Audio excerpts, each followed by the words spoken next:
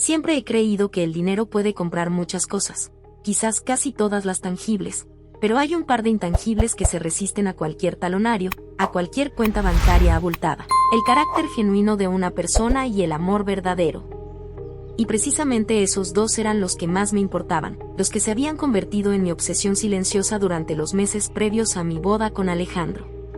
Sí, Alejandro. Un hombre que sonaba a príncipe de cuento, y en cierto modo, él encajaba en ese molde: apuesto, educado, de buena familia, aunque no a nuestro nivel, lo que, curiosamente, era parte de su atractivo inicial. Nos conocimos en un evento benéfico, de esos donde la élite de la ciudad se codea por una buena causa, o por aparentarlo, y desde el primer momento, sentí una conexión. Era encantador, atento, y parecía genuinamente interesado en mí, en mis opiniones, en mis pasiones. Nuestro noviazgo fue como un torbellino de cenas elegantes, viajes a lugares exóticos y regalos deslumbrantes. Todo lo que una joven de mi posición podría esperar. Mi padre, un hombre de negocios astuto y con una visión para detectar el oro, ya sea en inversiones o en las intenciones de las personas, parecía complacido con Alejandro. Lo veía como un buen partido, alguien con ambición pero también con los pies en la tierra, un hombre que sabría apreciar lo que yo aportaba a la relación, que, seamos sinceros, era mucho más que mis ojos azules y mi afición por la ópera. Pero en medio de todo ese brillo y esa aparente perfección, una pequeña semilla de duda comenzó a germinar en mi interior. No era nada concreto, ninguna acción específica de Alejandro que me hiciera sospechar. Eran más bien pequeñas inconsistencias, detalles fugaces que no terminaban de encajar en la imagen del hombre ideal que me presentaba. A veces, notaba una cierta avidez en sus ojos cuando hablaba de nuestra futura vida juntos, de la empresa familiar que heredaría, de las propiedades. No era codicia descarada, sino más bien una calculada anticipación de los beneficios. Quizás era injusta. Quizás estaba siendo paranoica, influenciada por todas esas historias que había oído sobre cazafortunas y matrimonios por interés. Pero la idea se me había metido en la cabeza como una astilla molesta. Me quería a mí de verdad, con mis virtudes y mis defectos, que, aunque no muchos a ojos de los demás, yo conocía bien, o quería lo que yo representaba. El apellido, la fortuna, el estatus. Necesitaba saberlo. Necesitaba una respuesta clara y definitiva antes de dar el paso más importante de mi vida. Pero, ¿cómo averiguarlo? Preguntarle directamente sería inútil. Nadie en su sano juicio admitiría tales motivaciones. Necesitaba una forma de verlo en acción, de observar su comportamiento cuando el barniz de los eventos sociales y las expectativas familiares se desvaneciera. Fue entonces cuando se me ocurrió la idea. Una idea descabellada, quizás, pero que me parecía la única manera de obtener la verdad. Decidí ponerme a prueba, o más bien, ponerlo a prueba a él, sin que lo supiera. Durante semanas, estuve planeando en secreto. Investigué sobre empresas de limpieza, sobre cómo era el trabajo, sobre la jerga y las rutinas. Cambié mi vestuario de diseñador por ropa sencilla y holgada que encontré en tiendas de segunda mano. Me corté el pelo un poco y aprendí a maquillarme de forma que mi rostro pareciera más común, menos de sociedad. Incluso adopté un acento ligeramente diferente, más neutro, menos marcado por la educación en colegios privados y los viajes al extranjero. Mi plan era sencillo: contactaría con una empresa de limpieza que trabajara en las oficinas de la empresa de Alejandro. Sabía que a veces se quedaba hasta tarde, trabajando en proyectos, y me ofrecería como limpiadora a tiempo parcial, bajo un nombre falso, por supuesto. La idea era pasar desapercibida, observarlo en su entorno natural, ver cómo trataba a la gente invisible, a aquellos que no podían ofrecerle ningún beneficio directo. Sabía que era arriesgado. Si me descubría, todo se iría al traste. No solo mi relación, sino también la confianza de mi padre. Pero la necesidad de saber la verdad era más fuerte que cualquier miedo. Finalmente, llegó el día. Con un nudo en el estómago y una mezcla de excitación y nerviosismo, me presenté en la oficina de la empresa de limpieza. Me llamé Sofía Vargas, dije que necesitaba el trabajo para ayudar a mi madre enferma, una pequeña licencia narrativa para darle credibilidad a mi historia, y que tenía experiencia en limpieza, otra pequeña mentira piadosa. Para mi sorpresa, me contrataron casi de inmediato. Aparentemente, siempre necesitaban personal, especialmente para los turnos de noche en las oficinas más grandes. Mi primer día fue una experiencia extraña y reveladora. Vestida con un uniforme sencillo, con una fregona y un cubo en la mano, me sentía como un espía en territorio enemigo. Las oficinas de Alejandro eran modernas y lujosas, un reflejo del éxito de la empresa. Yo, que estaba acostumbrada a moverme por esos mismos espacios con tacones altos y vestidos elegantes, ahora me deslizaba por los pasillos recogiendo vasos vacíos y limpiando escritorios llenos de papeles importantes. Al principio, lo evitaba. Sabía en qué piso estaba su despacho y trataba de mantenerme alejada de esa zona. No quería arriesgarme a un encuentro prematuro. Pero la curiosidad, y quizás un cierto masoquismo, terminaron por vencerme. Una noche, mientras limpiaba los baños cerca de su ala, escuché voces provenientes de su despacho. Me detuve un momento, fingiendo ordenar mi carrito de limpieza, y escuché con atención. Eran Alejandro y otro hombre, hablando por teléfono. Por el tono de la conversación, parecía un acuerdo de negocios importante. Lo que me llamó la atención no fue el contenido de la llamada en sí, sino la forma en que Alejandro hablaba. Su voz era más áspera, más autoritaria, casi despectiva en algunos momentos.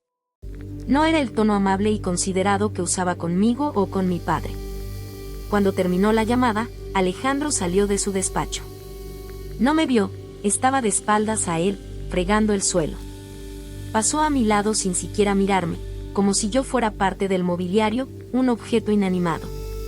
Esa indiferencia me dolió más de lo que esperaba. No es que esperara que me reconociera, con mi disfraz era casi imposible, pero una simple mirada, un mínimo reconocimiento de mi existencia como ser humano, hubiera sido diferente. Durante las siguientes semanas, seguí mi doble vida.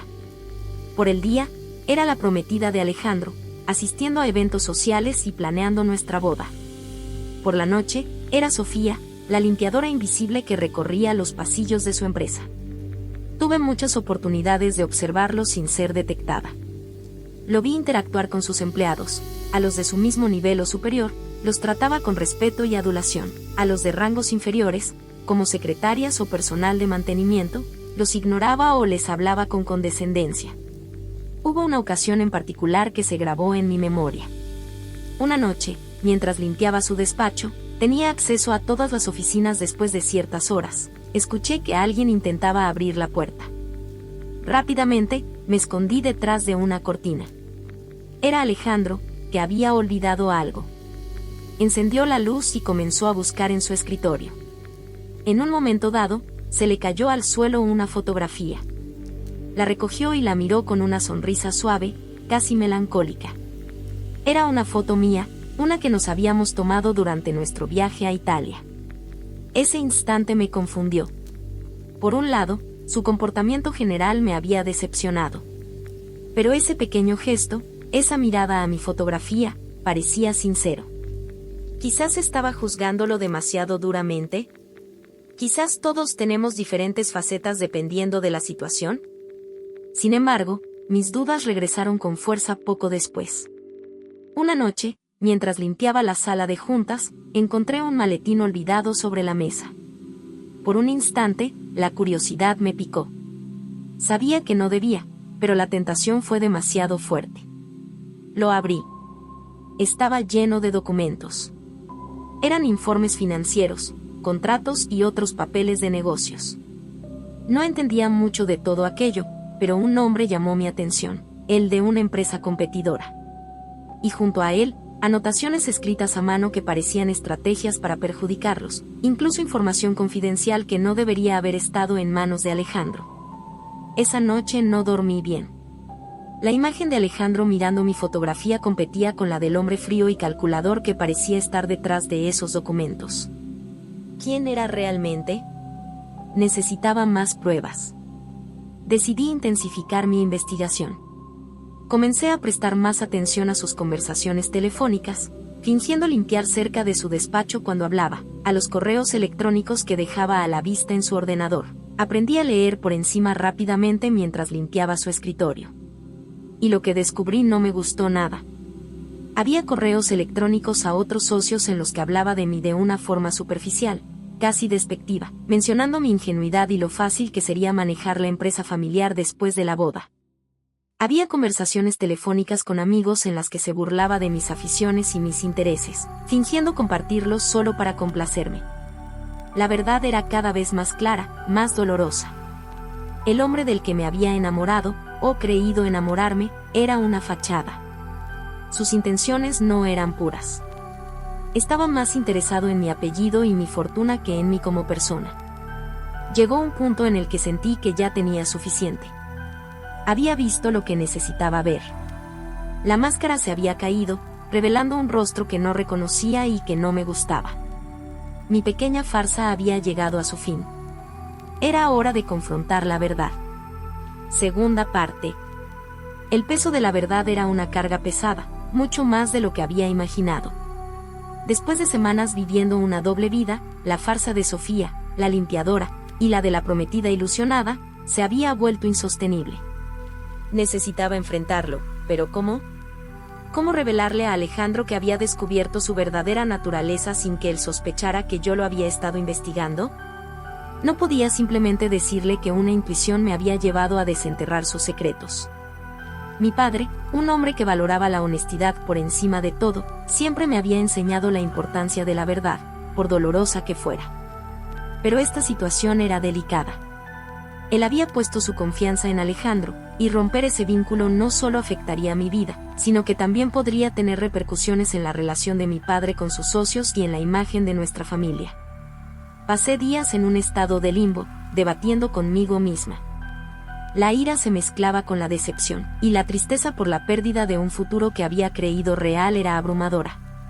Recordaba los momentos en que me había sentido genuinamente feliz con Alejandro, los planes que habíamos hecho, las promesas susurradas bajo la luz de la luna. ¿Había sido todo una mentira? ¿O había habido algo de verdad en sus sentimientos, por superficiales que fueran, antes de que el dinero y la ambición nublaran su juicio? Decidí que la confrontación debía ser en un lugar neutral, un escenario donde yo pudiera tener el control y él no pudiera manipular la situación con su encanto habitual. Pensé en nuestra casa, pero no quería involucrar a mi padre directamente hasta que yo tuviera todo claro. Finalmente, se me ocurrió una idea que, aunque un poco teatral, me pareció la más efectiva. Le pedí a Alejandro que nos viéramos en el salón de eventos de un hotel lujoso donde solíamos celebrar galas benéficas. Le dije que quería discutir los últimos detalles de la boda, un pretexto que no levantaría sospechas. Él aceptó con su habitual entusiasmo, sin saber que lo que le esperaba era una conversación muy diferente. Cuando llegó, vestía un traje impecable, como siempre, y traía consigo esa sonrisa radiante que había cautivado a tantos. Se acercó a mí con un abrazo y un beso en la mejilla, sin percibir la tensión que me invadía. Lo invité a sentarse, y el ambiente en el salón, normalmente bullicioso y lleno de risas, esa tarde parecía pesado y silencioso, como si el propio espacio presintiera la tormenta que se avecinaba. Empecé la conversación con calma, hablando superficialmente de los preparativos de la boda, de los invitados, de la luna de miel. Él se mostraba relajado, respondiendo con ligereza, sin darse cuenta de que cada palabra que yo pronunciaba era una preparación para el golpe. Sentía una mezcla de repugnancia y una extraña sensación de poder. Era yo quien controlaba la narrativa, yo quien poseía la verdad. Alejandro, le dije finalmente, mi voz sonando más firme de lo que esperaba, hay algo importante de lo que tenemos que hablar, algo que no tiene que ver con el menú de la boda ni con las flores. Su expresión cambió ligeramente. Pude ver una chispa de curiosidad, mezclada con una pizca de incomodidad. Claro, mi amor.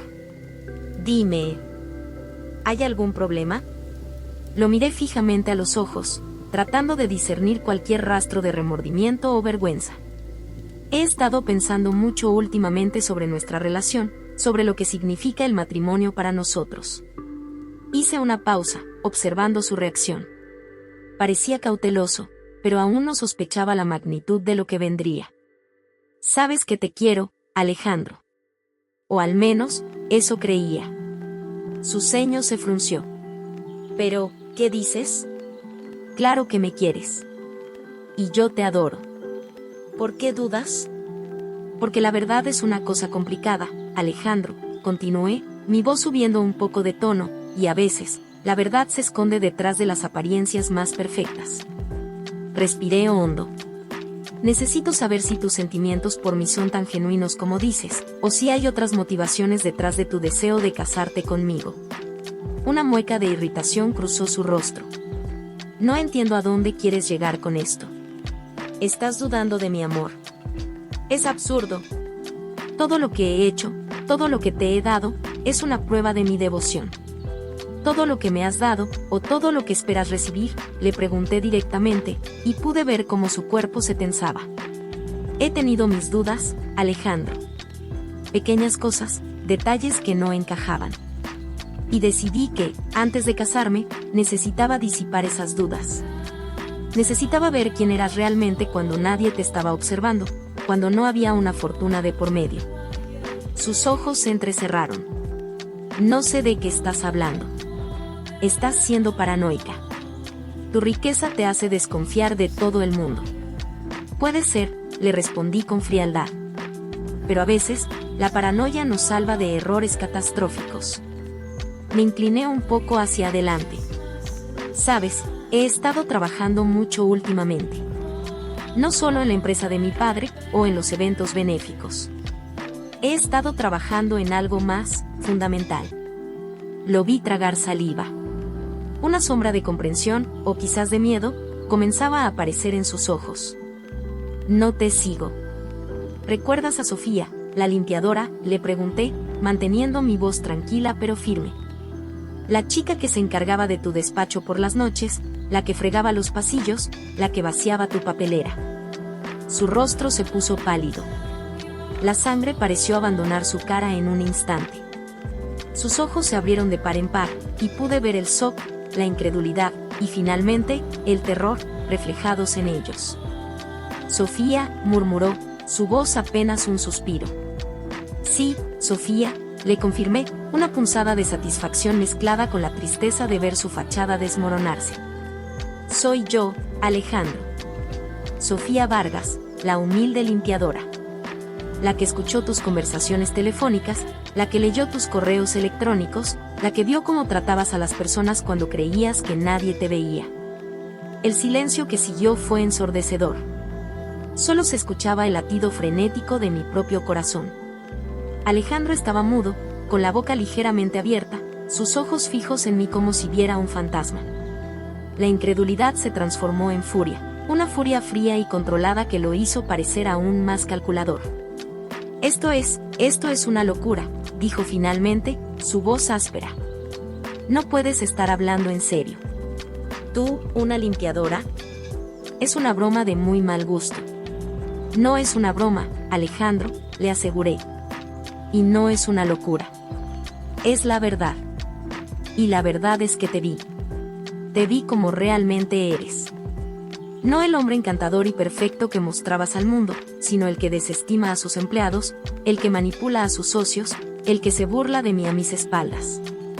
Me levanté de la silla, mi corazón latiendo con fuerza en mi pecho, pero mi voz manteniéndose firme. Leí tus correos electrónicos. Escuché cómo planeabas usarme, cómo te burlabas de mi ingenuidad. Vi cómo tus ojos brillaban no por amor, sino por el dinero y el poder que creías que obtendrías a través de mí. Él también se puso de pie, su rostro contorsionado por una mezcla de rabia y desesperación. No tienes pruebas. Estás delirando. Esto es una calumnia.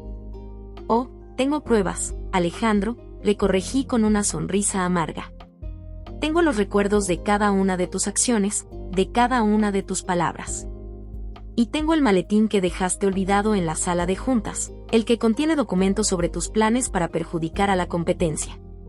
Documentos que, por cierto, no deberías tener. Esa última frase lo golpeó más fuerte que cualquier otra. Sus ojos se desviaron hacia la puerta, como si buscara una salida. El aire de superioridad que siempre lo acompañaba se había desvanecido, reemplazado por un pánico evidente. Así que, Alejandro, le dije, mi voz ya no temblaba, creo que nuestra boda queda cancelada. No puedo casarme con un hombre que me ve como un medio para un fin. No puedo casarme con alguien que esconde una personalidad tan despreciable detrás de una fachada perfecta. Dio un paso hacia mí, con una expresión de súplica en su rostro, pero la súplica se mezclaba con la rabia. Por favor, ______. No digas tonterías. Esto es una confusión. Podemos hablarlo. Te juro que te amo. Te amo de verdad. La ironía de sus palabras fue casi insoportable. No, Alejandro. No me amas. Amas lo que represento. Y eso no es suficiente para mí. Me di la vuelta y comencé a caminar hacia la salida. Sentía un vacío en el estómago, una mezcla de liberación y un dolor sordo por el final de lo que había creído que era. Él me llamó por mi nombre, su voz sonando desesperada, pero no me detuve. No había nada más que decir, nada más que escuchar. La verdad, por dolorosa que fuera, me había liberado. Cuando salí del salón, el aire fresco de la calle me golpeó, y respiré hondo. Había terminado. La farsa se había derrumbado, y con ella, la ilusión de un futuro perfecto. Sabía que las consecuencias serían difíciles, que mi padre se sentiría decepcionado y que habría mucho que explicar. Pero también sabía que había tomado la decisión correcta. Había salvado mi corazón de un matrimonio basado en el engaño, y eso, para mí, valía cualquier precio. El camino a casa fue un borrón. Mis pensamientos se atropellaban, reviviendo cada momento de mi investigación, cada pequeña señal que había ignorado, cada palabra que había malinterpretado. Pero en medio de ese caos mental, una sensación de paz comenzó a asentarse. Había actuado con integridad. Había buscado la verdad, y la había encontrado. Cuando llegué a casa, mi padre me esperaba en el estudio. Su rostro, normalmente sereno, mostraba una preocupación evidente. Hija, ¿qué ha pasado? Alejandro llamó. Estaba muy alterado. Decía cosas sin sentido sobre que lo habías acusado de no sé qué. ¿Puedes explicarme? Lo miré a los ojos y respiré hondo. Era el momento de contarle toda la verdad, por dolorosa que fuera. No le ocultaría nada. Se merecía saberlo todo. Tercera parte. Contarle a mi padre la verdad fue, en muchos sentidos, tan difícil como confrontar a Alejandro. Él me escuchó en silencio, algo inusual para un hombre tan acostumbrado a las interrupciones y a tener el control de cada conversación. Sus ojos, normalmente agudos y llenos de determinación, mostraban una mezcla de asombro y una profunda tristeza a medida que yo revelaba cada detalle de mi investigación. Le hablé de mis dudas iniciales, de cómo la idea de convertirme en Sofía, la limpiadora, había surgido de la necesidad de ver a Alejandro en su entorno más crudo. Le describí mis noches en la empresa, los encuentros furtivos, las conversaciones que había escuchado, los correos electrónicos que había leído. No omití el incidente del maletín y los documentos comprometedores. Cuando terminé, el silencio en el estudio era abrumador. Mi padre se levantó de su silla, caminó hasta la ventana y miró hacia el jardín, su espalda ancha expresando una quietud pensativa. No me regañó, no me juzgó, algo que aprecié profundamente en ese momento. Sabía que estaba procesando la información, asimilando no solo la traición de Alejandro, sino también la audacia de mi plan. Finalmente, se giró. Su rostro estaba grave, pero sus ojos me transmitieron una comprensión inesperada. Me dijo que estaba orgulloso de mi coraje, de mi determinación por buscar la verdad. Admitió que él mismo había confiado en Alejandro, dejándose llevar por las apariencias y las credenciales. Dijo que lamentaba no haber detectado las señales que yo había percibido con mi intuición. Me aseguró que haríamos lo necesario para protegernos y para asegurar que Alejandro enfrentara las consecuencias de sus acciones, especialmente en lo que respecta a los documentos comerciales que había descubierto. La cancelación de la boda fue un escándalo en los círculos sociales. La noticia se propagó como un incendio forestal, alimentada por los rumores y las especulaciones. Alejandro, por supuesto, intentó desacreditarme, alegando que había sufrido una crisis nerviosa, que estaba inventando historias. Pero mi padre, con su influencia y su habilidad para manejar situaciones delicadas, se encargó de que la verdad saliera a la luz, al menos entre las personas que importaban. Presentó pruebas discretas de las irregularidades de Alejandro, y su reputación, construida sobre arenas movedizas, comenzó a desmoronarse. Él desapareció de la escena pública poco después, incapaz de soportar el escrutinio y las consecuencias de sus actos. Para mí, el periodo posterior a la ruptura fue de profunda introspección. Me tomé un tiempo para procesar todo, para sanar las heridas de la decepción. Me di cuenta de que, a pesar del dolor, esta experiencia me había enseñado lecciones valiosas.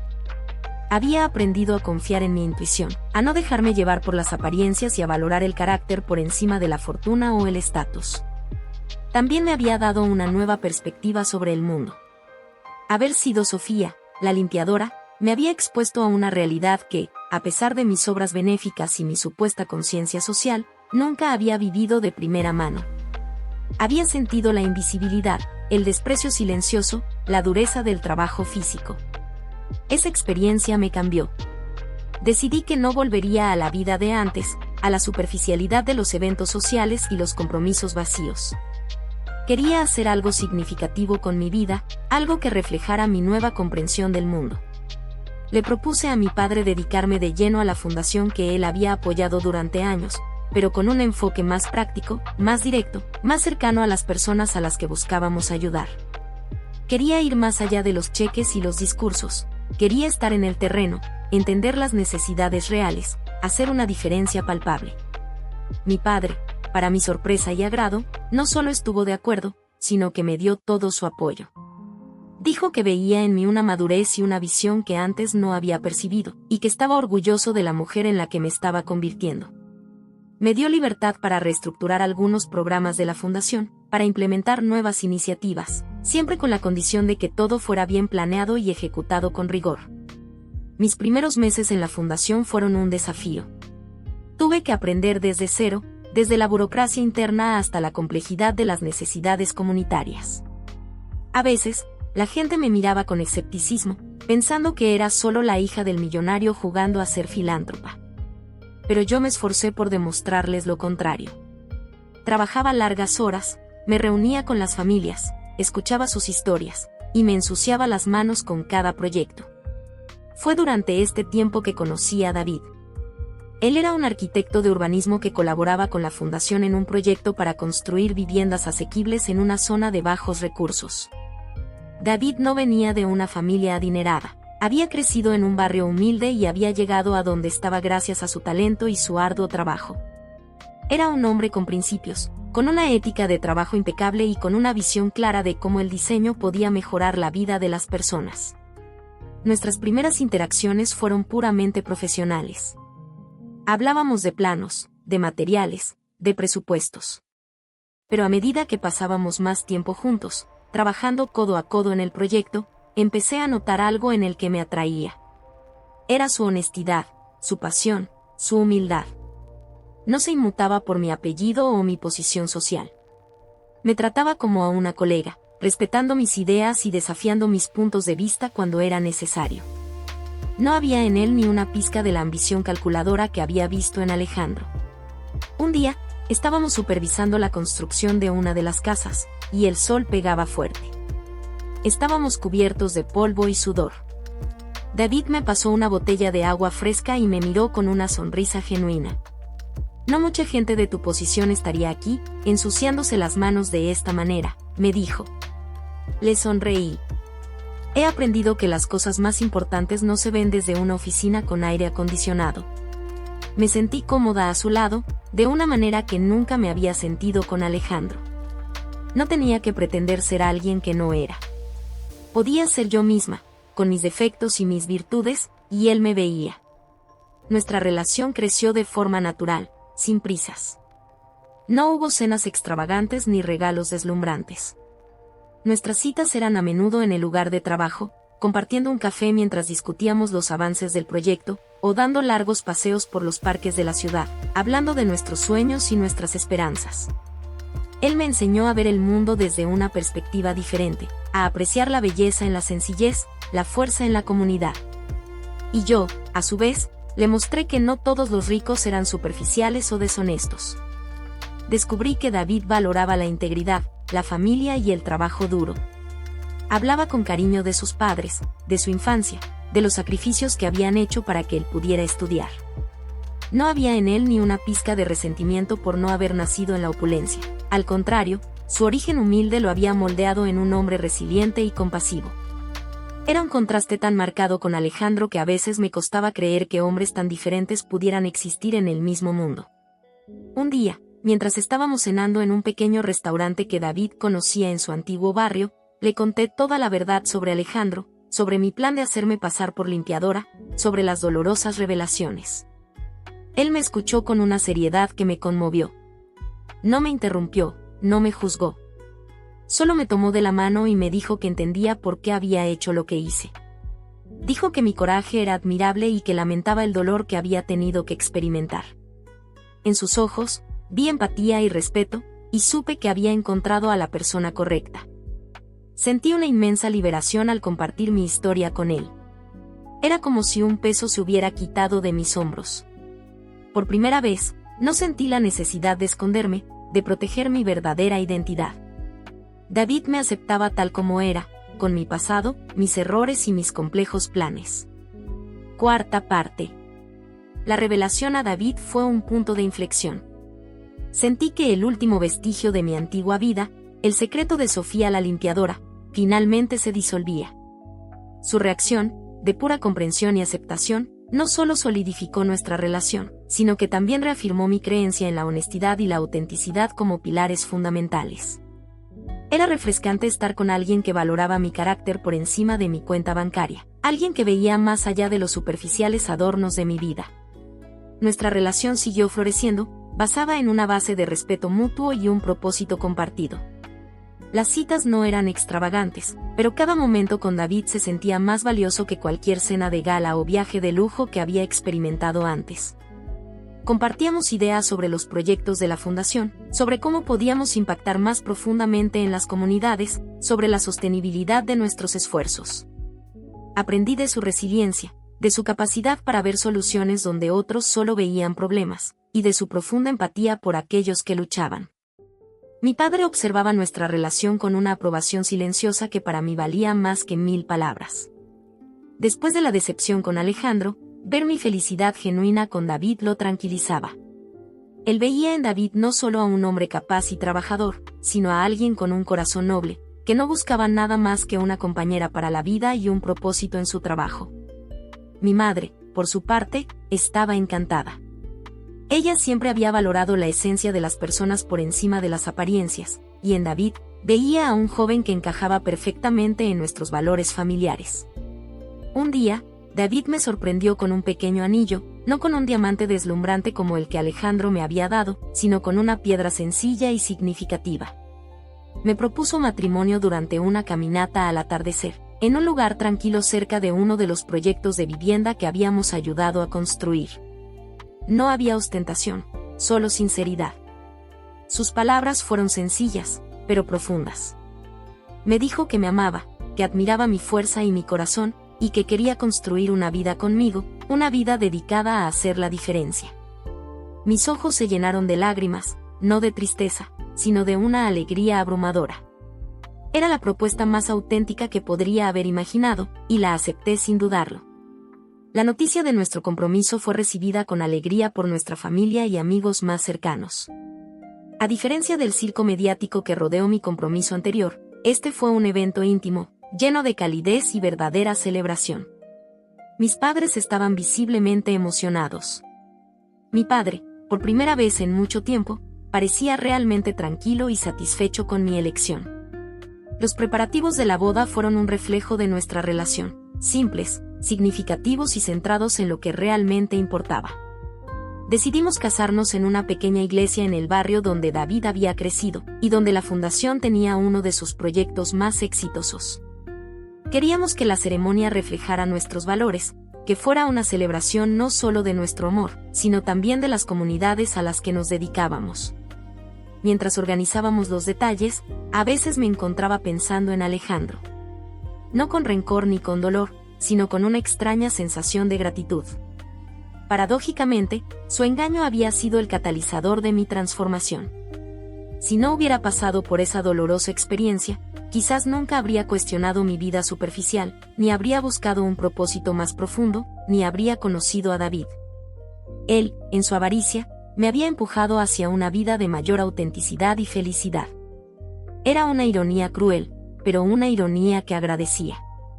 El día de la boda, la iglesia estaba llena, pero no de la élite de la ciudad, sino de las personas que realmente nos importaban, familia, amigos cercanos, y muchas de las familias a las que la fundación había ayudado.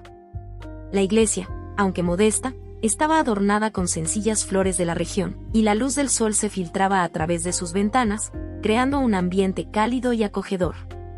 Cuando caminé por el pasillo, del brazo de mi padre, no sentí la presión de las expectativas sociales, ni el peso de una reputación que mantener. Solo sentí una profunda alegría y gratitud. Mi padre me miraba con una sonrisa que decía más que 1000 palabras, una mezcla de orgullo y alivio. Había superado una prueba, había encontrado mi camino, y él estaba allí para atestiguarlo. Al final del pasillo, David me esperaba. Su rostro estaba radiante, sus ojos llenos de un amor que era tan puro y genuino como el sol que entraba por las ventanas.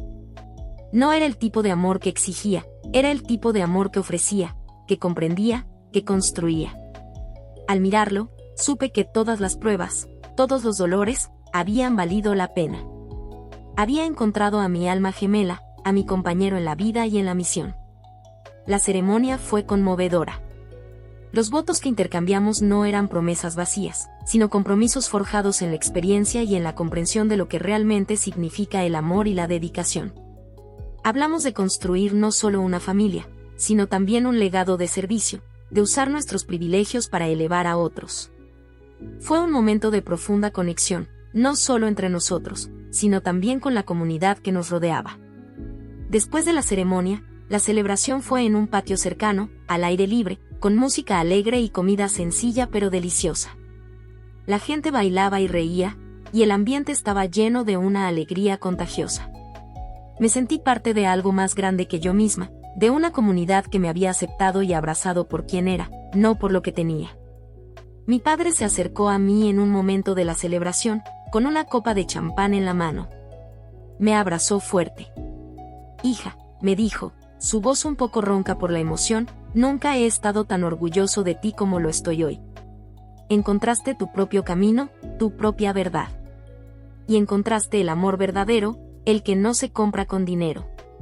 Eso es lo más valioso de todo». Sus palabras me llenaron el corazón. Sabía que se refería a Alejandro, a la prueba que había superado. Y en ese momento, me di cuenta de que mi plan, aunque arriesgado, no solo me había salvado de un error, sino que me había guiado hacia una vida de mayor significado y propósito. La experiencia de ser Sofía la limpiadora no había sido una farsa, sino una lección vital que me había moldeado para ser la mujer que era hoy. Me había despojado de las pretensiones y me había conectado con la humanidad de una manera que la riqueza y el privilegio a menudo ocultan. Miré a David, riendo con sus amigos, y luego a mi madre, bailando con mi padre. Todo lo que veía era genuino, real. Y en ese momento, supe que mi historia, la de la hija de un millonario que se había vestido de limpiadora, no era solo una anécdota. Era una prueba viviente de que la autenticidad, la humildad y el amor verdadero son las únicas riquezas que realmente importan. Y esa convicción, ese sentimiento de paz y propósito, valía mucho más que cualquier fortuna. Quinta y última parte. La vida, con sus giros inesperados y sus lecciones profundas, continuó tejiendo la trama de mi existencia. La boda con David no fue solo un hermoso recuerdo, fue el cimiento de una nueva etapa, una que se construía sobre la autenticidad y un propósito compartido. Los días de Sofía la limpiadora quedaron atrás, convertidos en una poderosa anécdota que, lejos de ser un secreto vergonzoso, se había transformado en la base de mi fortaleza y mi comprensión del mundo. Nuestra vida de casados fue una danza armoniosa entre el amor personal y el compromiso social. David y yo dedicábamos la mayor parte de nuestro tiempo y energía a la fundación, expandiendo sus programas y llegando a más comunidades.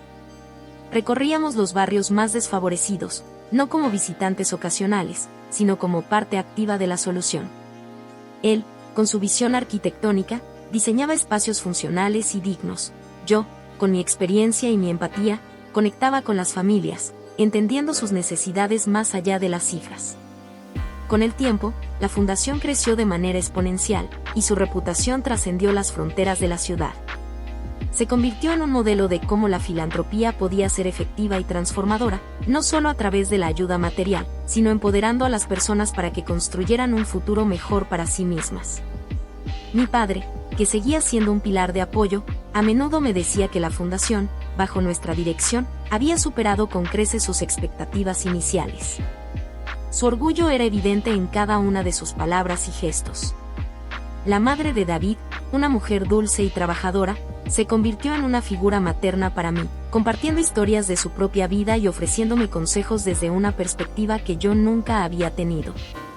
Ver la forma en que se querían y se respetaban, tanto mis padres como los suyos, era un recordatorio constante de la importancia de la familia y de las raíces. Unos años después de nuestra boda, David y yo recibimos la noticia más emocionante de todas: íbamos a ser padres. La alegría que nos invadió fue inmensa. La idea de traer una nueva vida al mundo, de criarla con los valores que tanto habíamos aprendido y atesorado, era abrumadora y hermosa a la vez. El embarazo fue una etapa de reflexión profunda. Pensaba en mi propia infancia, en los privilegios que había tenido, y en la dura realidad que había descubierto como Sofía. Quería que mi hijo o hija creciera con una comprensión genuina del mundo, que valorara a las personas por su carácter y sus acciones, no por su estatus o su riqueza. Quería que supiera que la verdadera felicidad no se encuentra en las posesiones materiales, sino en las conexiones humanas y en el propósito de una vida bien vivida. Nuestro hijo, un niño sano y lleno de vida, llegó para llenar nuestros días de una alegría inmensurable. Su risa era la melodía más dulce, sus pequeños logros, las victorias más grandes. David era un padre increíble, paciente y amoroso, y verlo interactuar con nuestro hijo, enseñándole los valores de la empatía y la humildad, era un regalo constante. En las raras ocasiones en que la vida me ponía en contacto con alguien que conocía a Alejandro, los rumores que escuchaba no eran amables. Su carrera se había estancado, su reputación había sido irremediablemente dañada. Se decía que vivía una vida solitaria, consumido por la amargura y el resentimiento. No sentía alegría por su desgracia, pero sí una profunda confirmación de que había tomado la decisión correcta al alejarme de él. Su ambición desmedida lo había llevado por un camino de aislamiento, mientras que yo había encontrado la verdadera riqueza en el amor, la familia y el servicio. Con el paso del tiempo, mi historia, la de la hija del millonario que se había hecho pasar por limpiadora para probar el amor, se convirtió en un relato que compartía con cautela, solo con aquellos en quienes confiaba plenamente. Era una historia que, para mí, simbolizaba un viaje personal, una búsqueda de la autenticidad en un mundo a menudo dominado por las apariencias. A veces, cuando visitaba la iglesia, la misma donde todo había comenzado, me sentaba en uno de los bancos y observaba a la gente que entraba y salía. Pensaba en la niña que había sido, tan ingenua y vulnerable, y en la mujer en la que me había convertido, fortalecida por las lecciones aprendidas y enriquecida por un amor que había superado la prueba más inusual. El recuerdo de Sofía la limpiadora no era un fantasma de mi pasado, sino una parte integral de mi identidad. Me recordaba de dónde venía y los valores que me guiaban. Me enseñó que la verdadera fuerza reside en la humildad, que la verdad siempre encuentra su camino, y que el amor genuino no se compra ni se manipula, sino que se construye sobre la base del respeto y la sinceridad. Mi vida, lejos de la superficialidad de antaño, estaba llena de un propósito profundo y de una alegría inquebrantable. Había encontrado mi lugar en el mundo, no en la sombra de una fortuna, sino en la luz de una vida auténtica, dedicada a los demás. Y eso, para mí, era la mayor victoria de todas.